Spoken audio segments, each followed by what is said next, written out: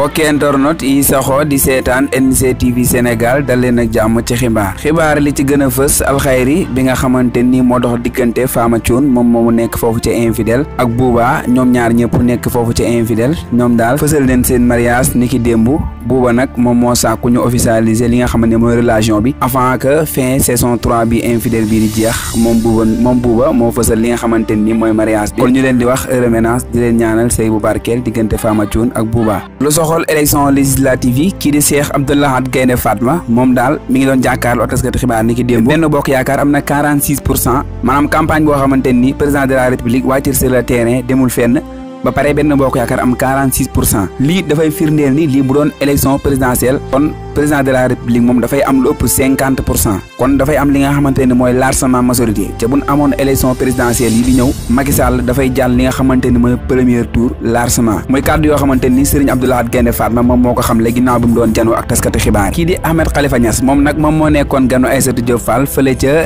TFM moom daal mi nga xam le ni élection yi législative yi jàll yi gars yi naan danoo sàcc fële ca Fuuta ak Matam ak Podor ak yeneen Ahmed Khalifa Niass mi nga xam le ni loolu ay waxi kese la élection kenn mënu koo sàcc fii nii Sénégal élection kenn mënatu koo sàcc fii nii Sénégal muy présidentielle muy yeneen yu mën di doon élection kenn mënatu koo sàcc fii nii Sénégal muy kàddu yoo xamante ni Ahmed Khalifa Niass moo ko xamle ba tey mi nga xam le ni bépp résultat boo xamante ni l'intercoalition bi def na ko maanaam idée bi ci boppam Déthié Fall la Déthié Fall ku mën a politique la muy kàddu yoo xamante ni ñi ngi ko nangoo ci Ahmed Khalifa Niass muy xam le ni kii di Déthié Fall moom macha allah dafa am xam-xamu politique ca xaritam la dafay ñëw këram lu bëri am na jour sax ñëw na fa fekk Ousmane Sonko di génn Déthié Fall di dugg si kon Ahmed Khalifa Niass mi nga xam leen daal moom lépp loo xamante ni wax na ko ci Déthié Fall rek nan ko bàyyi xel que ni Déthié Fall ku mën a politique la bu fi Macky Sall jóge woon nii daal ñaari choix yi la fi am muy Déthié Fall ak Karim Wade muy kàddu yoo xamante ni ñi ngi ko nangoo ci Ahmed Khalifa Niass ba tey moom Ahmed Khalifa Niass mi nga xam leen ni Barthélémy Dias ak kii di Khalifa Sall ak kii di Malick Gakou ñoom daal ay arbitre tous lañ mooy kàddu yoo xamante ni ñu ngi ko nangoo ci Ahmed Khalifa Niass ba tey moom Ahmed Khalifa Niass mooy xam leen ni kii di Ousmane Sonko li gars yi naan président Ousmane Sonko ak Seydina Ousmane Sonko